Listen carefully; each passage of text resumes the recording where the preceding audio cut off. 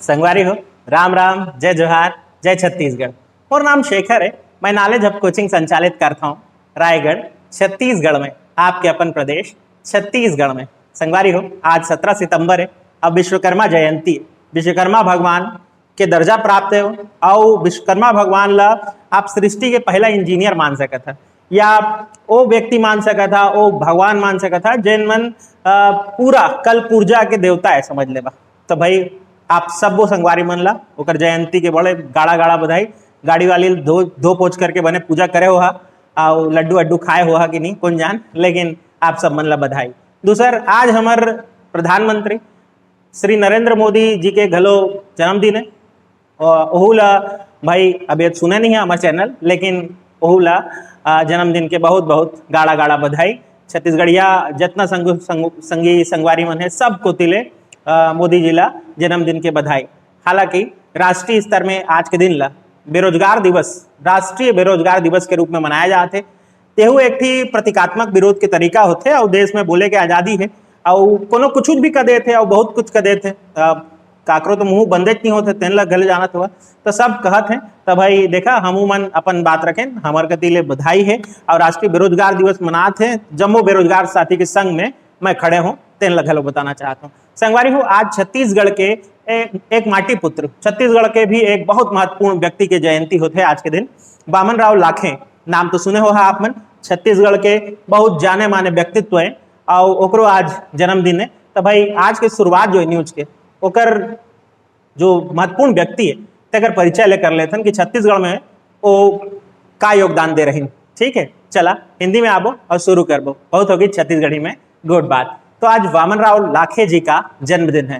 वामन राव लाखे का जन्म 17 सितंबर 1872 में हुआ था। क्षेत्र रायपुर रहा, उनका कार्य क्षेत्र भी रायपुर ही रहा अधिकतर समय, और कुछ समय के लिए वो बिलासपुर में भी सक्रिय रहे। वैसे अधिकतर राजनीति का समय उन्होंने रायपुर में बिताया था, लेकिन यहाँ ये भी फैक्ट जानना जरूरी होगा कि वो माधवराव सप्रे जो कि बिलासपुर से जुड़े हुए थे, उनके भी एक बहुत महत्वपूर्ण सहयोगी के रूप में जाने गए हैं। अब वामन राव लाखे जी को जानते हैं कि उनका क्या योगदान है। पहला बड़ा योगदान अगर वामन राव लाखे जी का देखें तो उन्हें जाना जाता है छत्तीसगढ़ में सहकारिता के क्षेत्र में बहुत अधिक कार्य करने के लिए। आप कंफ्यूज हो सकते हैं ठाकुर प्यारेलाल जी के नाम के साथ, लेकिन एक चीज क्लियर रखिए कि वामन राव लाखे जी ने भी सहकारिता के ऊपर बहुत सारे कार्य किए। और ये उन्हीं का प्रयास था कि 1913 में जब अंग्रेजों की सरकार थी यहाँ, या अंग्रेज राज चल रहा था, उस दौरान रायपुर में पहला सहकारी बैंक और भूमि बंधन बैंक या भूमि विकास बैंक कह लीजिए, ये इन्हीं के सहयोग से स्थापित हो सका था सन 1913 में।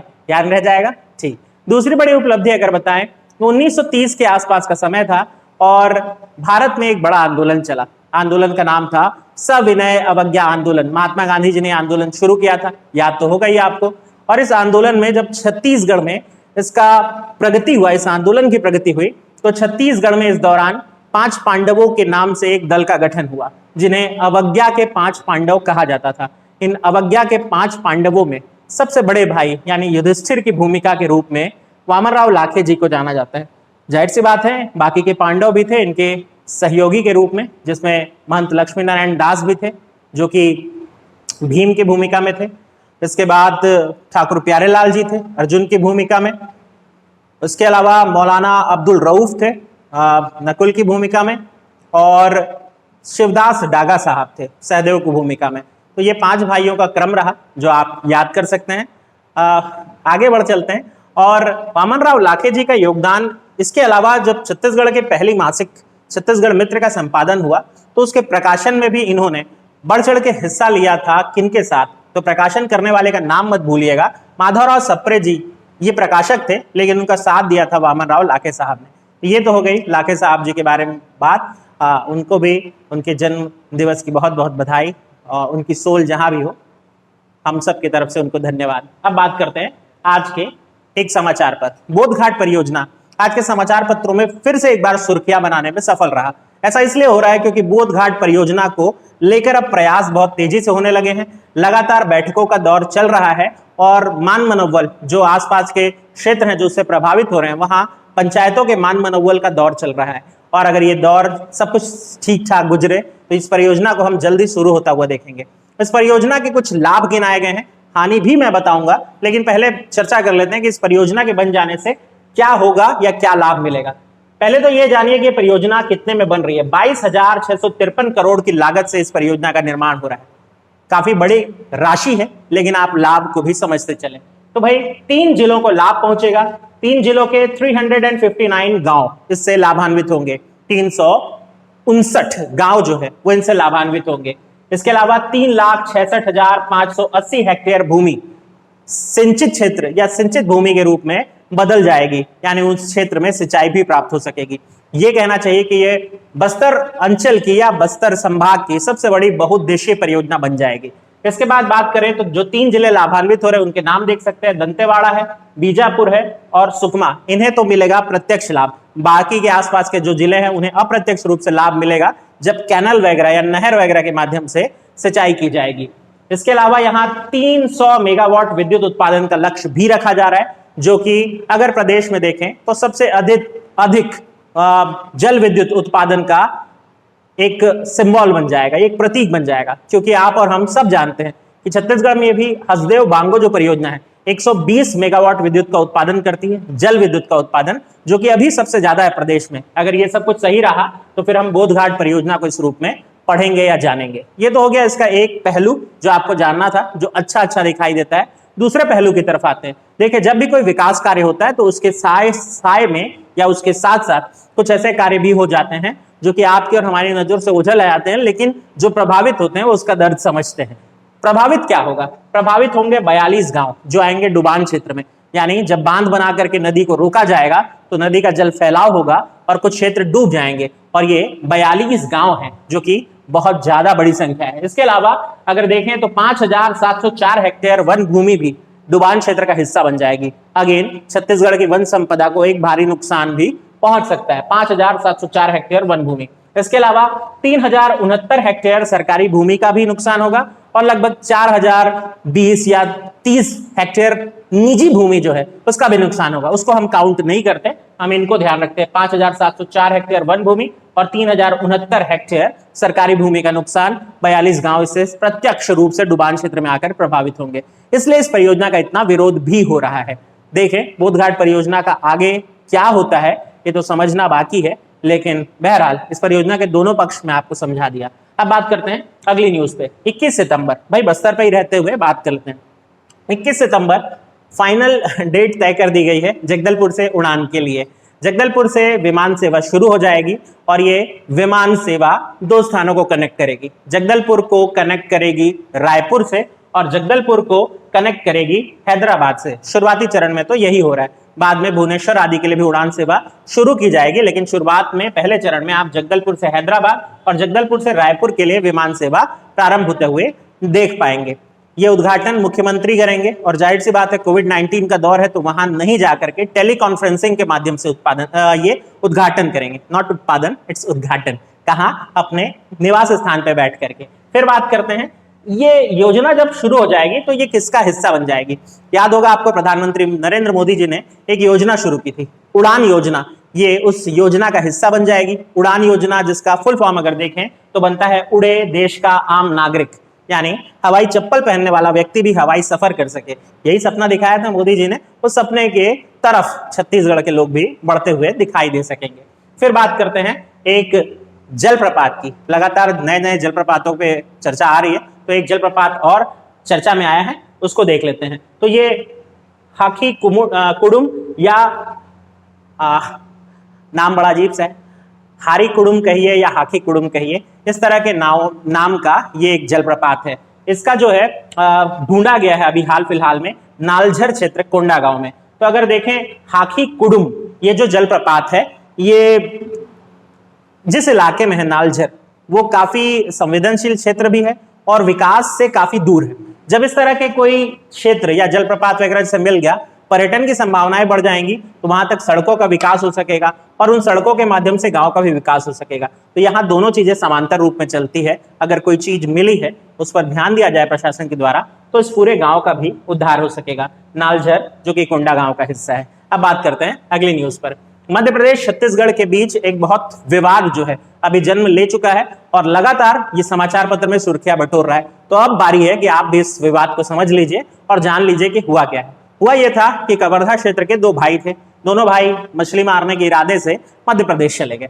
अब मध्य प्रदेश के वन क्षेत्र में आने वाली जिस भूमि पर वो गए हुए थे, वहां किसी तालाब वालाब से मछली मार करके वापस आने के दौरान मध्य प्रदेश पुलिस से उनका भेंटवार्ता हो गया।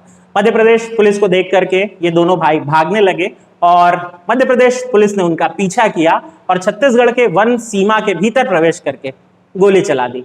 इस गोलीकांड में एक व्यक्ति जिनका नाम झाम सिंह धुर्वे था, उनकी मौत हो गई। अब जाहिर सी बात है, इस व्यक्ति की मौत के बाद राजनीति और जो चूंकि आदिवासी अंचल से जुड़े हुए हैं तो ये बातें तो उठनी ही थी। तो भाई वन मंत्री मोहम्मद अकबर ने ये बात उठाई है, मध्य प्रदेश सरकार को इस बारे में सूचित किया गया और जब कोई भी जवाब नहीं मिला तो राज्यपाल को पत्र लिख करके, राज्यपाल महोदया को पत्र लिख करके इस बारे में सूचित किया गया है और मध्यस्थता करने की बात की गई है कि मध्य प्रदेश शासन जो है वो इस पर कोई ना कोई कार्यवाही जरूर करे कि वो छत्तीसगढ़ अंचल तक कैसे प्रवेश कर गई मध्य प्रदेश पुलिस और इस तरह का घटना कैसे अंजाम दे गई। तो भाई आप नाम याद रख लेंगे, झाम सिंह धुर्वे साहब का, जिनके कारण मध्य प्रदेश छत्तीसगढ़ के बीच एक सीमा विवाद फिर से जन्म ले रहा है। फिर बात करते हैं नगर वन उद्यान योजना।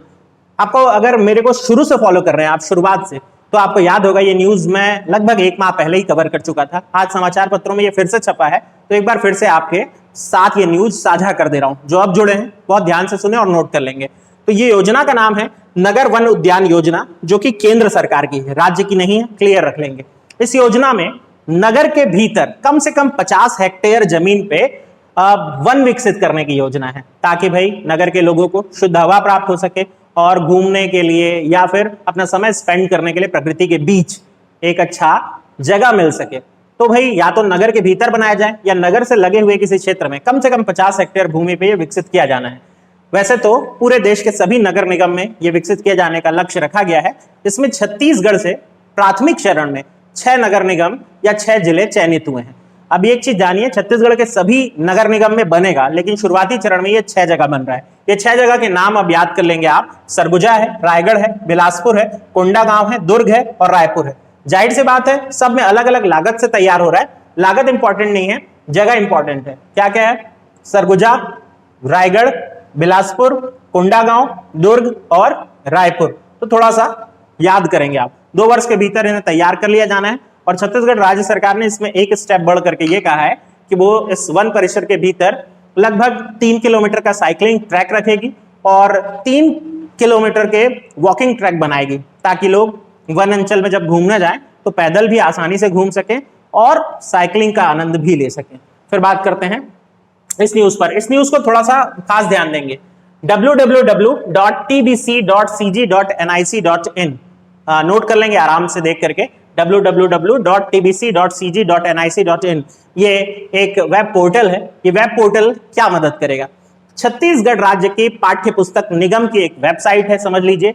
इस पोर्टल पे जाकर 11वीं और 12वीं की किताबें जो छत्तीसगढ़ पाठ्य पुस्तक निगम जारी करता है वो आप ऑर्डर कर सकते हैं, खरीद सकते हैं। छात्रों और अध्यापकों को इसकी खरीद पर 15% की छूट भी मिलेगी। ये पहल पहली बार शुरू हुई है। भूपेश बघेल जी के कहने पर छत्तीसगढ़ पाठ्य पुस्तक निगम जो है वो इसको शुरू कर रहा है।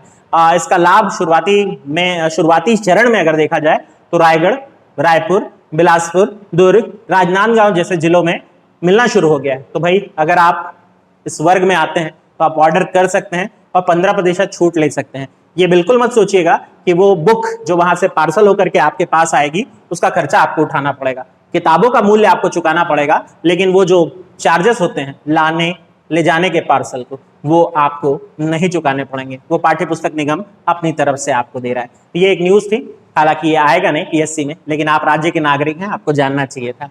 फिर बात करते हैं, अच्छा पाठ्य पुस्तक निगम के अध्यक्ष कौन है, ये तो पूछ सकता है ना। हाँ, उनका नाम है शैलेश नितिन त्रिवेदी, याद रह जाएगा। ठीक, फिर बात करते हैं मनोज बजाज साहब की। मनोज बजाज साहब वो व्यक्ति हैं जिन्होंने एक मोबाइल ऐप बनाया। वो मोबाइल ऐप जो 4 लाख से भी अधिक छत्तीसगढ़ के लोग डाउनलोड कर चुके हैं। आपके मोबाइल में है या नहीं चेक कर लीजिएगा। ऐप का नाम है मोर बिजली ऐप। मोर बिजली ऐप, जाहिर सी बात है, छत्तीसगढ़ राज्य जो पावर डिस्ट्रीब्यूशन कॉर्पोरेशन है उसके लिए कार्य करता है। आपके यहाँ जो भी विद्युत रीडिंग है वो उसका आप आकलन कर पाएंगे। आपका बिल कितना आया, वो सब जानकारी, विद्युत संबंधी शिकायतें वगैरह आप कर सकते हैं इस ऐप के माध्यम से। इसे बनाने के लिए इस साल इंजीनियर ऑफ द ईयर 2020 का अवार्ड, जो राज्य स्तरीय पुरस्कार है, वो मनोज बजाज साहब को दिया गया। अब बात करते हैं आज के आखिरी समाचार। उड़न गिलहरी या फ्लाइंग स्क्वायरल, ये एक जीव है विशेष प्रजाति का, जिसको विशेष संरक्षण की भी जरूरत है। पूरे भारत में इस तरह की 25 प्रजाति ही पाई जाती है। उड़न गिलहरी नॉर्मल गिलहरी से अलग बस इसलिए होती है क्योंकि ये एक पेड़ से दूसरे पेड़ जंप करने के दौरान अपने शरीर को थोड़ा सा खींच लेती है और ग्लाइड करते हुए काफी दूर तक ट्रेवल कर जाती है, इसलिए इसको उड़न गिलहरी कह दिया जाता है। इसका मतलब ये नहीं कि इसके पंख होते हैं। क्लियर? ठीक। तो उड़न गिलहरी जो है वो मिली है कोरबा के वन क्षेत्र में। कोरबा के वन क्षेत्र में पसर खेत नाम का जो जगह है, वहां इसको पाया गया ग्रामीणों के द्वारा, और अभी ऐसे सौंप दिया गया है कानन पेंडारी को, ताकि उसकी देखरेख वहां हो सके। एक चीज आपको और बताना चाहूंगा, उड़न गिलहरी दुर्लभ प्रजाति का जीव है। छत्तीसगढ़ में ये कांगेर घाटी राष्ट्रीय उद्यान में पाए जाने के लिए चर्चा में रहता था। जब आप कांगेर घाटी राष्ट्रीय उद्यान को पढ़ते हैं तो आप रटते हैं कि वहां उड़न गिलहरी प्राप्त होती है। अब कोरबा के जंगलों में भी प्राप्त हुई है, जिसको एक शुभ संकेत समझना चाहिए कि हमारे यहाँ भी जैव विविधता अलग अलग क्षेत्रों में फैल रही है। कोरबा भी जैव विविधता के लिए अब जाना जा सकेगा, और हो सकता है एक मिली है तो और भी हो। ये एक होपफुल न्यूज है, आप इस पर भी थोड़ी नजर रखेंगे। अगर उड़न गिलहरी की बात करें तो ये छत्तीसगढ़ के अलावा जो निकटवर्ती राज्यों में है वहां और कहीं नहीं मिलती, बल्कि अगर हम नीचे चलें दक्षिण भारतीय राज्यों की तरफ तो वहां दिखाई देती है। खासतौर पर केरल का जो साइलेंट वैली या शांत घाटी क्षेत्र है, वहां काफी संख्या में इसको देखा गया। इसके अलावा तमिलनाडु नीलगिरी क्षेत्र में भी ये पाई जाती है। तो ये तो हो गई उड़न गिलहरी की बातें। वामन राव लाखे के बारे में मैं आपको सब कुछ बता चुका। तो ये था आज का समाचार। भैया अच्छा लग रहा है आपको पहल, तो आपको पता है नीचे लाइक का बटन होता है, वो दबाना है और जुड़े रहना है। फिर एक चीज और, कल टेस्ट हुआ, जो लोग पूरे में पूरे अंक ला सके, 2 लोग थे ऐसे, उन सबको मेरी तरफ से बहुत बहुत बधाई, बहुत बहुत शुभकामनाएं। आप जीवन में खूब तरक्की करें। बाकी लोग ने भी अच्छा प्रयास किया।